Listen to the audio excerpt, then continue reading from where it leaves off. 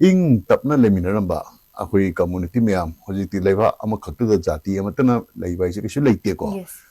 masi mayam jida khangau akoi statehood phangwa matang adaida adigi matung dagi Manipur da su haitare Maitei ga Muslim ga dok nungsinara mado akoi marakta krek lakwa Maitei ga Naga ga nungsinara krek lakwa adai jingmi su krek lakwa masi hora ga aroi bada hojikti hana sunaba amaga maga chana yadabi street yora ise nasagi kakching angang baga amu baga adugi da khut amana ni ega moi mase lan tawna bado hojiki khut tu bune ba ina deep state ina min tawri se hari khutche hojiki experiment di nikpa khaktani aduga world akhoi deep state ina ama leire mayamna chingna aise kaino da 4th April Friday ni masigi 1963 gi masida America gi President John F Kennedy assassinate tawgro matungda kariguma force am leire je mai chingnaba horakiba kariguma force di karigino John F Kennedy se assassinate tawre Lee Harvey Oswald ko wama phare pharaga mase bichar dabe court buthoropada mahaku amuk Jack Ruby ko wama no moina kap hale adaga Jack Ruby se amuk hojiki bondi do puthoropa police na kap ga hale adai matang sidi John F Kennedy kanana karigi kanana injil hali no khongul du mut khreba ngasi bogdo John F Kennedy hat ki basi khoi eternal controversy na theory makal puthoga adum leiredna adum khangi direba ada sai sida akhoi matam amada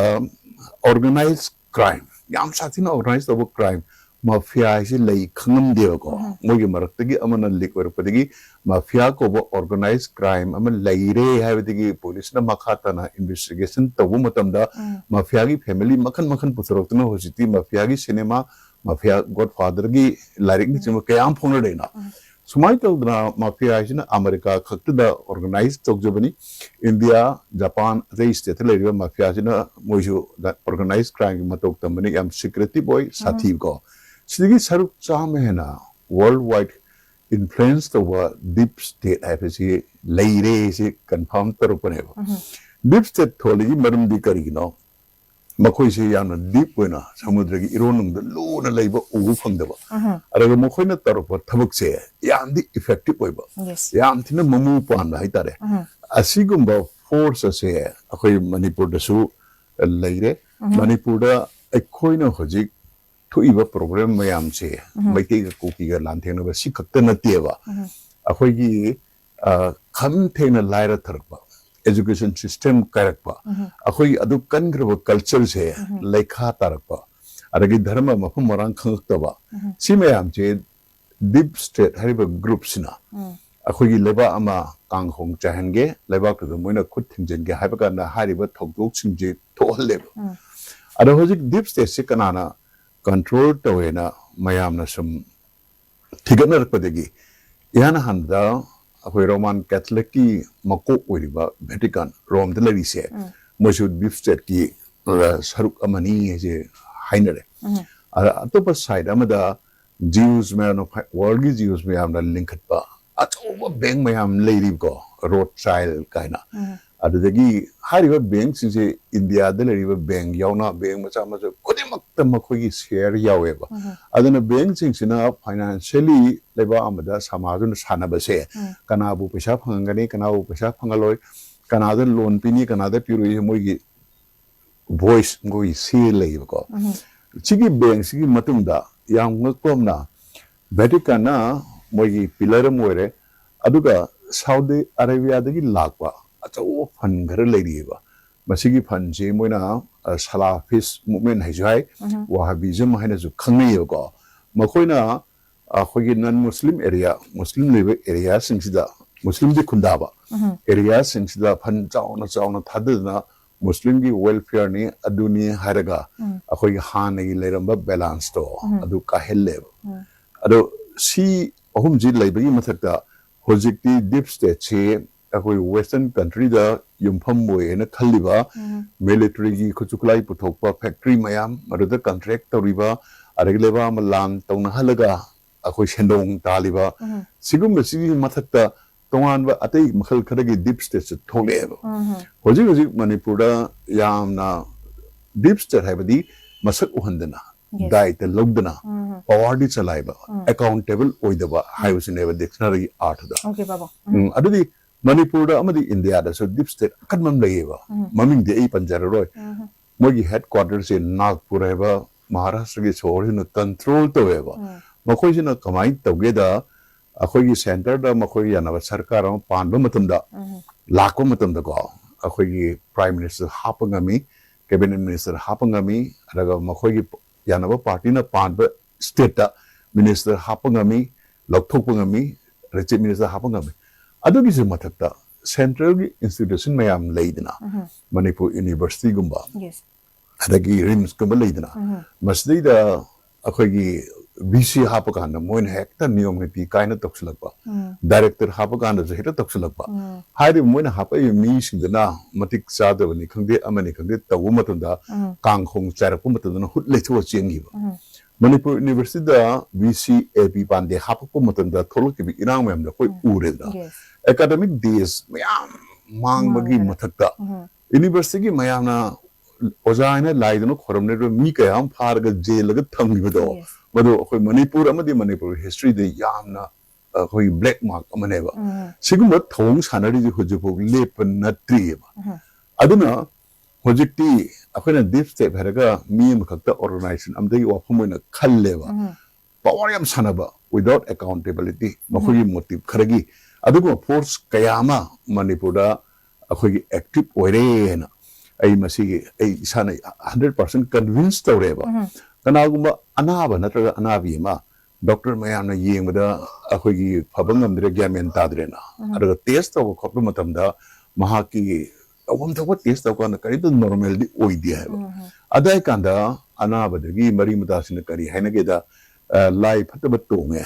अदगी Meena पोशन जादू तोरे नत्रगा हिंचाबी चंगे हाइबनो चिंगबा अदुगुम्बा मा थांगैसिन थाइनसु लेगमिना doctor ने यंगहुम मणिपुर हौजिक हौजिक थोइबा इरांग असिदा डीप स्टेट की अचौबा खुद यावब्रा यस डीप स्टेट हाइदबा हिरम असिदा कुपना नैनजनबे दमक्ता ngasi अखनना नॉर्थ ईस्ट विंडो टीवी ना पुदना लाक्चरीबसी लमदम असिगी political trend social movement current affair public policy impact सिंगदा मतम मतम की ओइना डीप एनालिसिस तौदना यामना एक्सटेंसिव ओइबा पर्सपेक्टिव कया थमदना लाक्लिबा लमदम असिगी यामना वोकल ओइबा सकनाइरबा socio political commentator Pabung चोंगथाम बिजोइनी Pabung हानमक्तदा तरामक्चुरी मयाम खुरमजरी thank you Pabung Pabung की रिसेंट प्रेस मीटा यामना मरु ओइबा अखोगी सिग्निफिकेंट पॉइंट खरा हाईलाइट तौखिबदा को निंगसिन बयाबसी लमदम असिगी हुजिक ओदिबा पॉलिटिकल क्राइसिस लोइनना अखोगी थोइबा इरांग असिदैस्ता मालेमगी अमसुंग इंडिया की ओइबा यामना अकनबा अखोगी डीप स्टेट की खुद अमा यावब्रा हाइबगी पबुंगी यामना साफ ओपिनियन हाइतारे थंबी पबुंग मरुइना अहमदा लाक्चनिंगबसी डीप स्टेट हाइबसी करिनो व्हाट इज डीप स्टेट थंबियो पबुंग अखोई डीप स्टेट इज करीनो खंगनबाई अहमदा मोई इंग्लैंड तवा एक्सपेरिमेंट मखकी वारी तंग रिजरके इंग्लैंड अखोई साइंटिस्ट अमखना अचौबा ग्लास बॉक्स अमदा अचौबा ग्लास बॉक्स अमदा कक्चिंग अमुबो मयामगी नाकल नामना महुम सालेबा बे अथोबा नाकल नमरा कक्चिंग अंगांग मयामगी महुम साले मतम खर थम्मे मोइसे मा मागी मथौ तौनोदना मरुम कोक्तना मरुम मसा थाक पंगमना खोनबा मोय म्याम जे दum खोदै मचिनजाक थाबिरा मतुंदा मतम फनो कोइना हौरो मतुंदा मोयगी कक्सिंग कोलोजी फना सु साउथोरे साउथोको मतम स्वाइजिदा होजिगी रिसर्च तोरबा साइंटिस्ट ना मोयनमा हुम छारिबा अचौबा ग्लास बॉक्स है पायरगा निक एव मानो माना निकपदैदि खौदना कक्सिंग अमुबगा कक्सिंग अंगांगबगा शांतिदे फजना लेमिनरमदो एकता महूम से निकले महूम से थुगायरकदरे माननी ताइसनदा मोय मसे चिकथनबदा लोइना तुमना कक्चे अंगांगबई कॉलोनीसु अमुबई कॉलोनीसु अयामना सीगी अदे कक्चिंग सिंगदुना मखोगी महूम थुगायगे निकलेइबा खुदतो अदि कनानो ये सुंगंग खंगिद्रे अदे चिकते मोय मसे हातनो तोखिएबा सुमाय तौदना अखोई एनी लेबा अमदा अचौबा लेबा और मसा ओरो इंग तपना लेमिनरंबा अखोई कम्युनिटी मैम होजिति लेबा अमा खक्तुदा जाति अमतना लेबा इसे किसु लेते को मसी मयामसिदा खंगौदना अखोई स्टेटहुड फंगवा मतंग अदाइदा अदुगी मतुंगदगी मणिपुर दसु हाइतारे मैतेई का मुस्लिम का दुक नुक्सिनरमदो अखोई मरक्त क्रेक लाकवा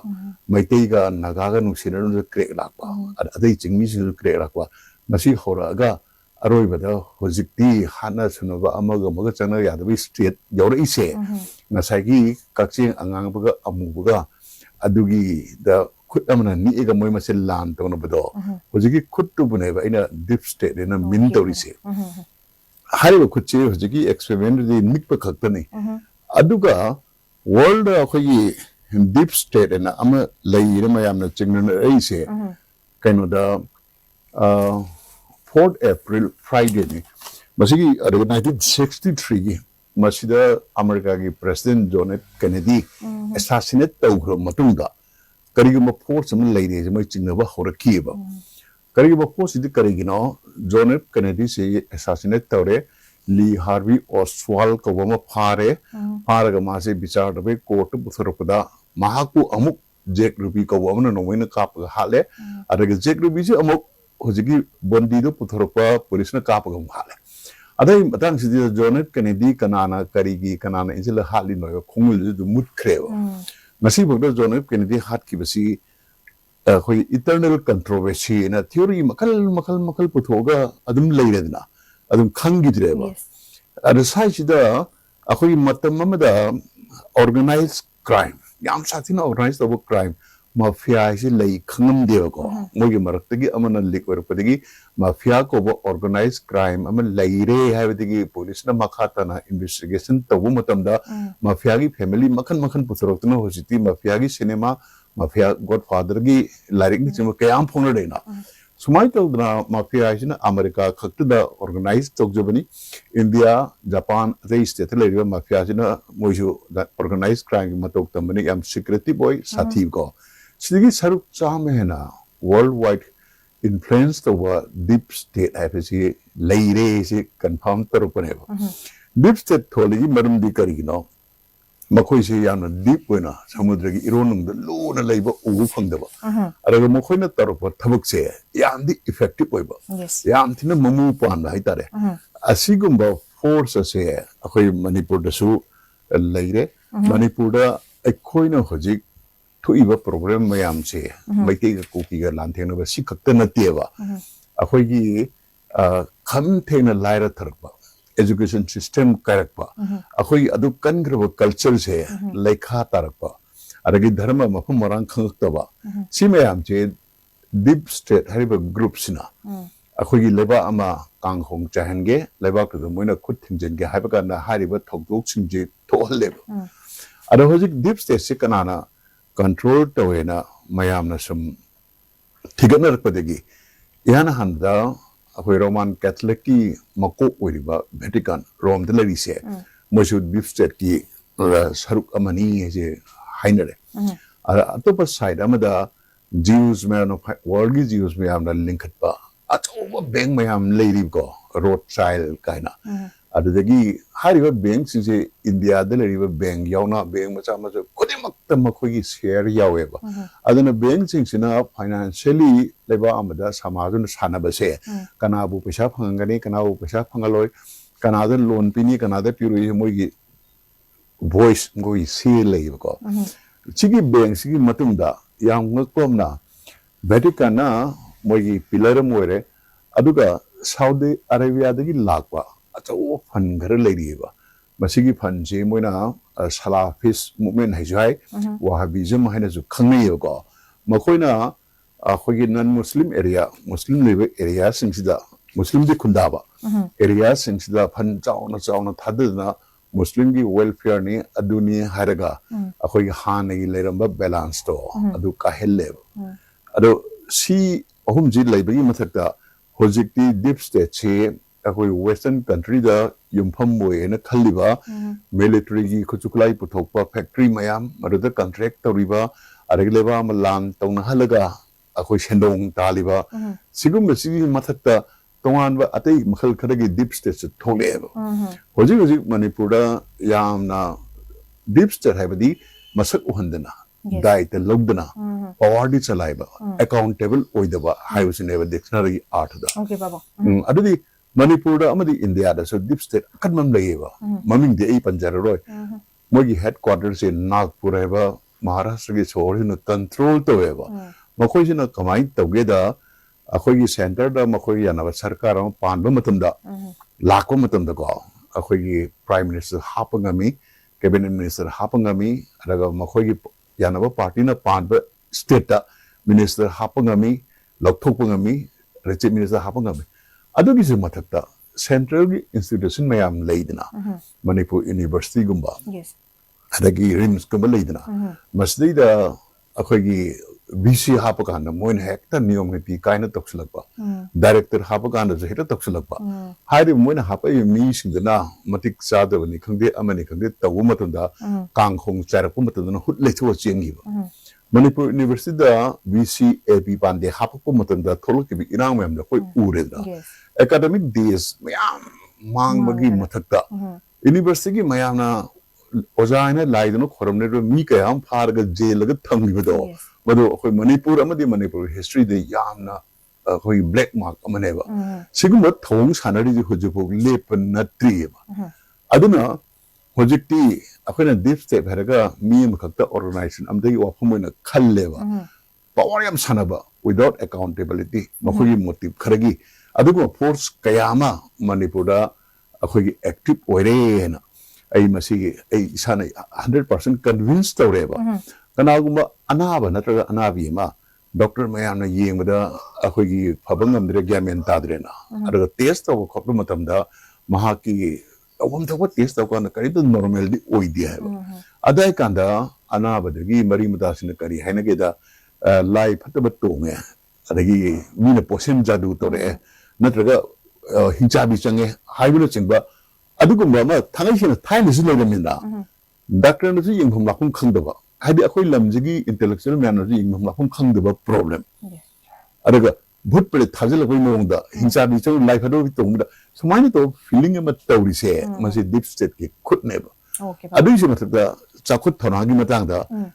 हजिक लेरिबा सरकार ने कदि ममांगी ने कदि मोइना तव मतदा मंग समूना तांदुना मंगम सान सानदबा करप्शन हैना गोलाई खुदिंग कॉर्नर खुदिंग लेरा अपने थबक ती कोई दिगो देबा चे दि करोड़ करोड़ सिंग थादा करे तगा मणिपुर डेवलपमेंट अमता लेतेना अदुगा डीप स्टेशन ऑपरेट तरपोंतदा मियाम से पैसाना लेइबा याना बायना मियाम से लाइरा हन्ना से मपगी मोडस ऑपरेंडी अमनेबा होजिक मणिपुर से अखोगी पर कैपिटा इनकम लोएस्ट नि इन्फ्लेशन रेट हाईएस्ट नि अदुगी अमु मर्क्स दी अखोई लाइरा नबा प्रॉब्लम कयामरम सिल्लीबा अरे डीप स्टेशन अमतो वरंदबा अनिहुम सानडे मणिपुर से इंडिया दा लेबर रिमोट कंट्रोल मा इंडिया की मपान दा लेबर रिमोट कंट्रोल मा साउथ अरेबिया ओइना थापना लेबर रिमोट कंट्रोल मा सुना अहाम बायु थमजे